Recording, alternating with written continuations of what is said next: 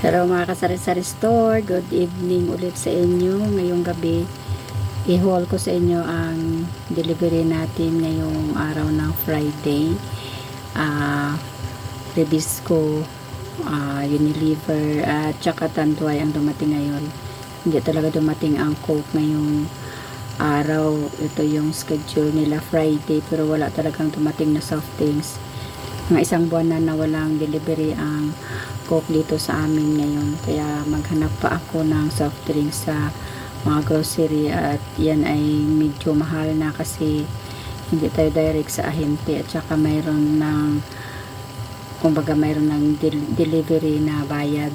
So yun ang mahirap kasi mas maganda pag direct tayo sa ahente dahil medyo mura ang ating soft drinks. So nung bumili ako last ng Mountain Dew ay nasa 300 na, samantala pag sa ahente ka kumuha yung Coke ay nasa 285 lang. So wala talagang soft drinks. So i-haul ko sa inyo ngayon mga kasari ang dineliver ngayong araw ng Friday, Rebisco at saka Unilever at Tanduay. So ito ang dineliver sa atin ng Unilever ngayon.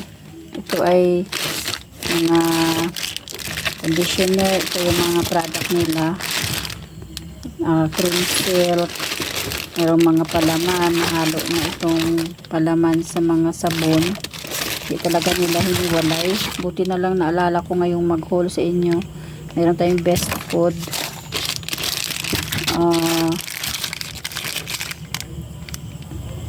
seasoning na Knorr seasoning na nasa pack, tetra pack,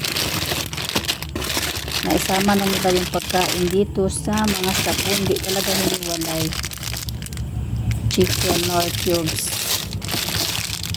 beef. Tapos itong nandito ay sinigang mix. Wala ng pagkain. Wala na ito mga sabon, cream silk, Dove, saka salt powder.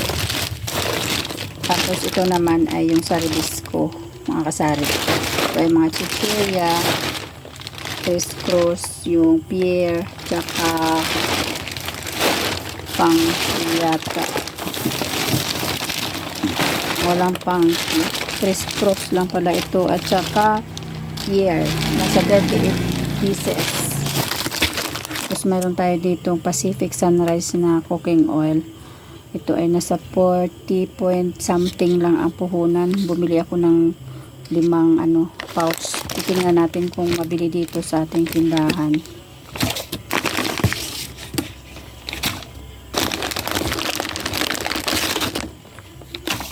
Tapos Hi-Ho Judge. Itong Judge hindi ko in-order. Ito ay inaano talaga nila, pinupost nila kasi hindi ito mabili. So binigyan nila ako ng 2 pack at saka ito. Hindi ako bumibili nito kasi hindi ito mabili dito, pero binigyan nila ako. Imbes na 1,300 lang yung babayaran ko, nagiging 1,600. Ganyan talaga pag may ahente tayo, hindi natin maiwasan yun. Tapos meron tayong fruities dito, talagang balik yan. Pati bar. Hindi ko natanggalin sa box kasi hirap balik. Marigold. Meron tayong marigold. Tatlong packet ito mga kasama. Itong Rebisco. 2. Tapos itong Hansel crackers. Tapos meron tayong Bravo. Itong fudge bar na choco. So ito lang yung dineliver sa atin ng Rebisco ngayon. Nasa 1,600 ang ating binayaran. So bukas ko na yan aayusin kasi late na ngayong gabi. Tapos ayan yung ating Tanduay. Meron lang tayong junior na half box din na long neck light at half din na long neck dark. So yun lang mga kasari ang delivery natin ngayong Friday at nakabili ako nito sa tricycle, isang balot ng roll bag at walang Tanduay Light na senior ang Tanduay kanina. Maghanap pa tayo niyan sa grocery kasi yung balik nila is nasa ano pa yun? June. Kalimutan ko na kanina kung anong petsa. Ewan ko kung nilagay nila sa resibo. Basta June pa ang kanilang balik, isang buwan.